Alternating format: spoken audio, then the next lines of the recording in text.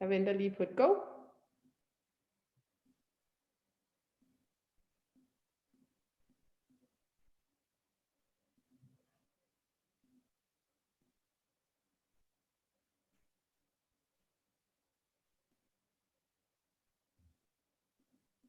So, welcome. And Researchers Ahoy is on the menu today. Well, we thought that we would love to present the latest and hottest research results at the Titbits in the next couple of weeks. And that was what happened when Maritime Research Alliance, they reached out to Marlock and asked if we shouldn't do this nice joint venture on serving the latest and hottest results for you in the sector. So it will be every Wednesday at 12 o'clock, half an hour, short and sweet, and it will start today. And it will be for the next 11 following Wednesdays. So it's all the way until nearly the end of May that you can enjoy research results here at Titbits. So now I've mentioned Titbits a couple of times, and from the participant list, I know that not all of you have been attending a Titbit before. So a Titbit is a small piece of interesting knowledge, and it's an appetizer, and that is actually what you can bring on a 15 minutes speech that our guest in the studio will present, and it will be followed by a 15 minutes Q&A, and that is where you out here will come into the picture. You just write your questions in the chat, and then afterwards, after the speech of René today, we will present him for your questions. So it will be very active here by the end with a lot of interesting questions. So Titbits is a little bit of a TED Talk and a little bit of a talk show. This is why we are presenting ourselves with the background from our homes or our offices. No blurred background, no and no logo backgrounds. We dislike it here. It's not just another webinar. This is also what we encourage you to do. Go grab your lunch, because we all know that it might be difficult to arrive having even a small piece of lunch when you're all day in front of your screen. So please go grab your lunch and enjoy that while you're listening along. So I'm Henriette Dybkjær. I'm the host of today. I'm working for Marlock, and Marlock, if you don't know that, it's the brand new super cluster for maritime and logistics here in Denmark. It was funded 1st of January and is a fusion between MDC in Copenhagen, Marcot in Frederikshavn, and Fyns Maritime Klynge in Svendborg, and also Transportens Innovation Network. Let's get started. I'm happy to present today's speaker or guest. It's René Taudal Poulsen. He's associate professor from CBS. And René, he has been out sailing on two beautiful Danish tank ships. And being there, it was how he did his field research that is the base for the results that he's gonna serve you today on how to optimize port calls. I think there is a lot of good info to gain here, and who don't want to optimize and earn more money and be more efficient. So let's get started. Cheers for a wonderful tidbit. Cheers, René. Yes. And welcome on board. Well, thank you very much, and thank you very much for this invitation. My good colleague Thomas Rosling Olesen from the Maritime Research Alliance has reached out and invited me, and Henriette Dybkjær from Marlock has kindly offered the opportunity to speak in the Titbits series. I'm really happy and honored about that. I'll now share my PowerPoint screen, presenting some of the results of the work that I've done with Professor Helen Sampson from the Seafarers International Research Centre in Cardiff in Wales.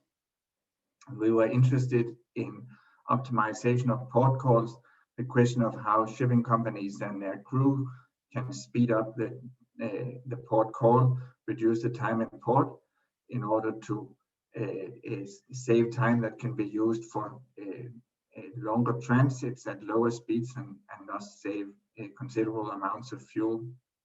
But let me start onshore, because our interest on this question of port call optimization actually started with observations from the other transport modes. So we know that congestion, idle time, waiting time, that is of course a sign of inefficiency in all of the major transport modes, in trucking, in rail, and in aviation. We also know from many studies that traffic management can alleviate some of these problems, reduce congestion on roads, help drivers time their departure and arrival time, and avoid congested roads.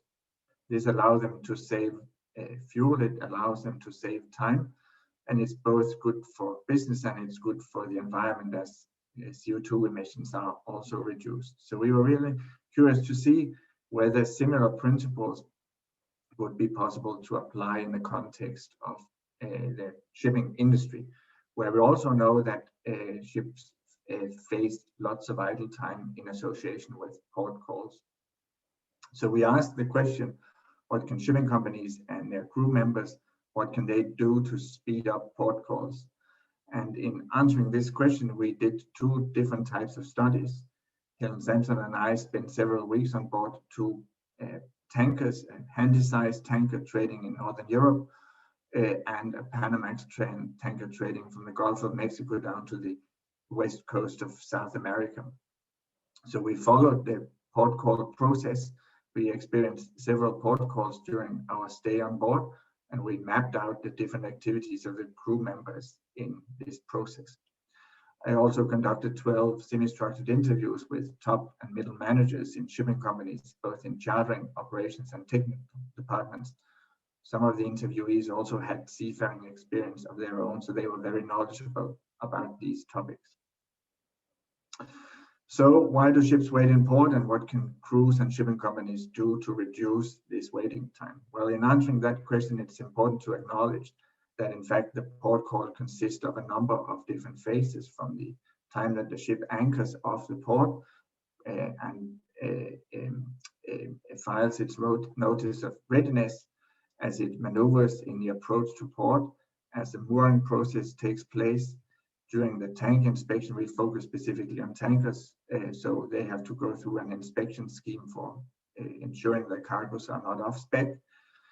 Then the cargo operations, the loading and discharging operations, the post-cargo operations, the administrative work that's done after the completion of the loading and discharging operations, and then finally the departure phase, when the ship is maneuvering from berth into the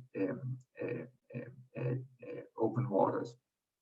So ships wait for different reasons in each of these phases, and in this presentation I will focus on some of these phases where ship owners and crew have a possibility of speeding up the port call, reducing the waiting time. So once the captain or the master of the ship has tendered his notice of readiness, and once the ship is approaching the port, we actually do observe quite a lot of idle time. This can be because of crew members waiting for the pilot to come on board. They might be waiting for pilot services, or they simply might be waiting for another ship which has to go through the same fairway or transit during the past the same area as our ship. It's important to acknowledge that in fact the crew are very limited in doing this. They are highly dependent on the services from the tug services and from the pilot services, and also information that they get from other stakeholders, other ships, etc. So in fact, they're very limited in this range. But the IMO could facilitate this process by facilitating sharing of real-time information, traffic information. So that would minimize the risks of delay in a similar way as we see with traffic management on congested roads on shore or in the aviation industry. But this is really difficult to do much about from the shipping company and the crew side. But the IMO could facilitate such sharing of real-time traffic information, because that would allow the decision makers on board the ships to take more informed decisions about the movement of the ship. Once a ship is alongside, of course, there's a mooring process. This can take, say, between half an hour and an hour, depending on the local conditions. And it's clear that the shipping company can do something about this by investing in high quality ropes and mooring gear that will allow the crew to save a few minutes of time in the mooring process. But it's also important to acknowledge that there is a safety consideration here. So you never want to stress the crew in doing these activities, because it's associated, of course, also with a safety consideration. So it should take the time that it should. This is a quote by an operations manager in a major shipping company, the vice president in the operations department, describing this process. Then we can move over to the tank inspections, and perhaps more importantly, the cargo operations. So that's the loading and discharging operations. And we also do observe quite a lot of idle time in association with these processes. However, when the ship discharges, it uses its own pumping capacity. When the ship loads, it uses the pumps from the oil refineries and oil terminals. There is a possibility here to speed up the process by investing in high quality pumps, but often the idle time, the waiting time, is caused by logistical challenges in the oil terminal, in the refinery, really something that the ship owner and the crew cannot do much about. The terminals and the refineries could speed up the process by investing in more advanced pumps and storage facilities. But of course, this is not something which is done overnight, and it comes with capital cost. So this process, the shipping company is very much dependent on the quality of the terminals and on the investments made by the refineries. It's also important to acknowledge that the port call is a very stressful period for the seafarers. They go through many different tasks during the time that the ship spins alongside, anything from bunkering to tank cleanings, loading of stores, discharging of slubs and garbage. They go through various kinds of inspection schemes, port state control, oil majors, and they might also have time for, they need time for planning of the next voyage, etc. So in fact, it is a very stressful period for the seafarers, because there's so many people coming on board the ship, and there's so many different tasks that needs to be completed in order to ensure that the ship can have the least possible time alongside. The last phase is the post-cargo operation. So that's once the loading has been completed and in fact the ship is ready to go. But in many cases, the ship does not depart in the same second or the same minute that the cargo operations has been completed. It has to go through a number of administrative processes that can in some cases take actually quite a few hours, leading to idle time in port. Here are a few quotes from some of the interviewees, something that I also experienced, or my colleague and I experienced in association with our stay on board the ships. There's the difficulty of knowing when to call a pilot. When we look at tankers at global tramp operations, it might be a bit of a gamble of when to call the pilot. They get upset if they have to wait for the ship. And the ship is really dependent on administrative tasks being completed, waiting for authorities to come on board the ship. In many cases, this is really outside of their hands. They cannot do much about it. And it is important to acknowledge that in many ports around the world, port officers, government officials might in fact act in a threatening way towards the crew. They might expect facilitation payments, and the whole administrative process can in fact be a very long one. In this process, the crew is actually the weak part. They are dependent on the authorities. They are dependent on their willingness to cooperate and their willingness to speed up the administrative processes. But as you can see here in one of the quotes, many of the crew experience port state officials and other government officials that come on board and put a lot of pressure on them. So it's important to acknowledge that this crew go through a very stressful process in the port call, and that they are highly dependent on other stakeholders. Then, of course, we could look at the new technological developments that are taking place, digital technologies that might speed up port calls. When we look back into the history of shipping, Clearly, there are many examples of technological improvements that have allowed ships to reduce their port time, perhaps most notably with a container revolution in the 1950s and 60s and 70s that allowed liner ships to speed up considerably in terms of their port time.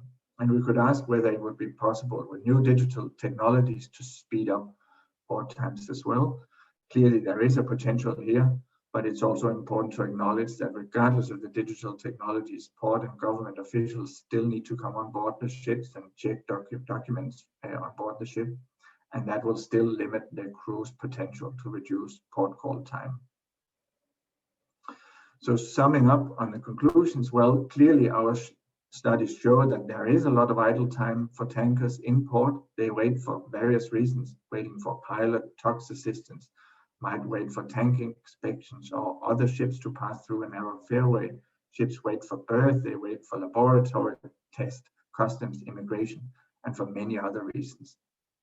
What can ship owners do? Well, they can try to provide incentives to their agents, the local agent that represent them in port, to help them speed up the port process. And they can invest in high quality mooring ropes and lines in order to speed up the mooring process. But they are quite limited in their possibilities of speeding up the port call, because shipping is a much more complex transport mode than onshore transport modes such as trucking and train industry. They do not have just one driver, but are in fact highly dependent on numerous stakeholders from the shore side. So although there is lessons to learn from the onshore transport modes and from aviation in terms of traffic management, it's also important to acknowledge that in fact the crew are quite limited because of their dependence on many port stakeholders from shore. And it's also important to recognize that a lot of stress falls on the shoulders of the crew in the port call, simply because the port officials and government officials often cause this stress. They are the powerful party in the port call. So this is limiting the crew's possibilities to do this. The IMO can try to facilitate sharing of real-time traffic information. Several projects are trying to do that in major ports around the world. So there is some progress going on here, but it's also important to acknowledge that there is a limit to how far the shipping industry can go down this efficiency enhancement route in order to reduce fuel consumption and achieve the IMO greenhouse gas goals. So although there is a potential here, reduced waiting time in port can help shipping reduce its greenhouse gas emissions and save time. There's certainly also a limit as to how far the industry can go. So with these words, I would like to stop and open up for questions and discussion. Thank you so much, René. We already have a couple of questions, and I will open up my chat here. We have a question from Ole Svensson. He asks you, have you any experience in TAT for ferries, passenger/cargo? I don't have that myself, but I'm working together with colleagues from the University of Southern Denmark in Esbjerg and colleagues from the University of Gothenburg in Sweden, who have conducted studies on passenger ships, RoPax vessels. So I do hope that I'll be able to answer that more comprehensively. But of course, it's clear that passenger ships, RoPax, as they operate in scheduled liner service, they call in the same ports many times every day. It's a lot easier to build up a trustful relations to the port stakeholders than it is for a worldwide tramp operator. Of course, the ferries also have a bit of maneuverability. Typically, they have twin propellers, so they're able to, and thrusters, so they're able to maneuver without the assistance of tugs, and usually the master has a pilot certificate for those ports, so they're not dependent on the pilot services either. So clearly, it's a lot more difficult to achieve port call optimization in the context of global tanker operations than it is for the ferry sector. And I know that, for instance, Denpilot, they are working on a project with the autonomous pilotage. So that could be perhaps one of the small pieces of the puzzle to help help it get a little bit more smooth, but that's a Danish project. Again, shipping is worldwide, so there are so many different stakeholders and mentalities around to deal with. Well, we have another question from Lene Mahler. How Yeah. much do you think, how do you think the operations of the Steve doors, including possible Steve door damages and the procedure connected therewith, influence the time spent in port, and could the time used be improved somehow? For instance, more involvement by the crew on board or better training? So here we have a little bit of a human factor question. Yeah, well, I think that's a really good question, and I'm glad to see international shipping and trade students engage in a seminar as well. For the tanker operations, the role of the stevedores is most important in the process leading up to or connecting the hoses leading up to the discharging and loading operations. But to a large extent, the shipping company in dry bulk shipping would be much more dependent on stevedores. Rain, adverse weather conditions might halt cargo loading operations in a dry bulk business. This is not really a big issue in the tanker business, because they're really just pumping the liquid cargo. As soon as the ship is connected to the hoses, then the cargo operations can take place. But clearly, in dry bulk shipping, stevedores play an important role, and the opening hours of the port and the working hours of the stevedores might affect the waiting time of dry bulk ships. So if the shipping company in the local agent can convince stevedores to work 24/7, surely this is a way to speed up the port call. Yeah. Good luck with that. Well, René, you also definitely started out with the most difficult and complicated shipping part of shipping, because tank shipping is definitely most complicated with the oil majors, with a lot of safety, with a lot of cleaning. It is definitely the most complicated of all the ways of transporting goods around. Don't you think so? Yeah, but can I just add, I agree with that. Of course, there are important safety considerations here, but I do think that actually tanker shipping has better conditions for port call optimization than the dry bulk business, in that the oil majors, they own the refineries, they own many of the terminals, they meet the same shipping company over and over again. So it's easier for them to build up a trustful relation and share traffic information in real time than it is in a highly atomized dry bulk business where the counterparties rarely meet each other again. So actually, in this respect, tanker shipping is a little bit easier than the dry bulk business. Cool. I have, Lene, she spreads again. Thank you for the explanation. Do you have any idea on how this plays for container vessels? Here's thought damages are a big issue, especially because sometimes one might not be able to load as much containers anymore. Yeah, absolutely. This is a problem. I think if we go to the port of Los Angeles today, you would see 30 or 35 very large container ships sitting and waiting for berthing.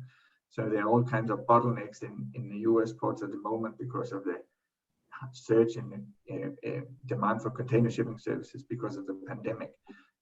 So the problem of idle time is not just in tramp business, it's clearly also a problem in the container business. Again, in the container business, I would say the conditions for speed optimization and port call optimization are better, in that some of the major terminal operators are in fact integrated in the major container lines.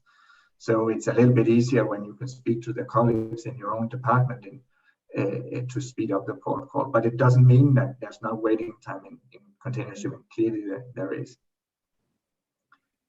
Cool. Yeah. It is a complicated business we're in, isn't it? Compared to what do you say, a drive now or a taxi, whatever we have here on the roads. We have a lot of questions coming up more again. Ole Svensson, he has another question, and he asks, how did you do the studies and observations?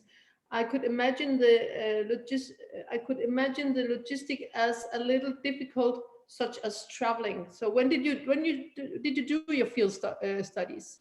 So I sailed in April 2018 in the Baltic and North Sea, and on a handy-sized tanker. And it's clear that in the Northern Europe, actually you have some of the most efficient ports in the world, and these issues with facilitation payment and port officials who put pressure on the crew is not really a major issue. It's clearly a much bigger issue in other ports around the world. So in this respect, I got to see the best of the shipping industry. My colleague has sailed on a tanker from the Gulf of Mexico down to east coast of South America. And clearly the conditions here are different from what we see in Northern Europe. But it's definitely, I really appreciate the opportunity to go out and experience this firsthand. It was definitely a great learning experience for me. How many days were you on board? So I stayed on board for 2 weeks, but Helen was on board, I think, for 7 weeks altogether. So that was a long, long time. Good. So it was nearly, it was a little bit of a taste of being on board a ship and couldn't go off the ship. Yeah, I mean, if I wanted to go off, I could. Seafarers were, of course, busy doing lots of things when the ship was in port. But of course, my job was to try to experience as much as possible during the time that I was on board. So I got to experience 3 port calls and also a transit through the Kieler Canal. Ah, okay, yeah, interesting. We have a lot of more questions coming up. We have Jakob Svane. He asked, how we be better to optimize pumping capacity both on ships and onshore? Could too much capacity also pose a challenge?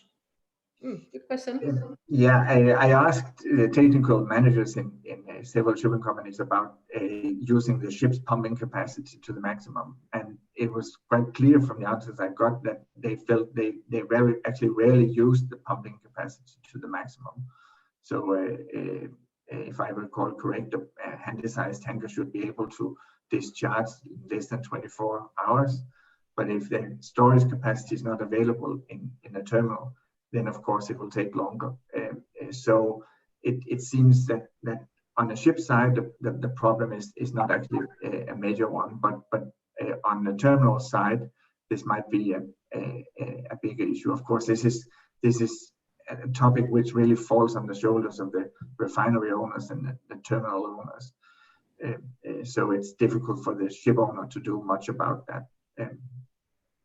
But of course, they also have a material interest in making sure that the ships do not spend time idle alongside. So they want, of course, as many ships as possible to go through the terminal. Well, but especially tank ship owners, they usually get a fee per day that they charter. So could they have an interest in making it longer if they have a good deal on the contract they are? If they cause a delay, then they will have to pay a compensation to the charter, to the oil major or the commodity owner. So they have a material interest in making sure that there's no unnecessary delay. Say if the cargo tank, the cargo pumps break down, the ship is to blame for the delay, and then they'll have to compensate the oil major. Okay. But if the oil major or the terminal causes a delay, say if they don't have the cargo ready for loading when they were supposed to, according to the contract, then the ship owner will earn a demurrage, so they get a compensation for this delay. That's why shipping companies, they have a huge department of claims. Mm-hmm. Yeah. Good. We have a last question coming up from Jesper Bash Larsen. Sorry if I don't pronounce your surname in the right way, but Jesper is asking, you mentioned that reduced port call time could, for example, be used to save fuel by allowing slower speeds during the voyage. Biofueling will often happen much faster if the vessel is stopped, resulting in higher fuel usage or CO2 emissions until next cleaning. So an indirect cost. Is that also something you have considered?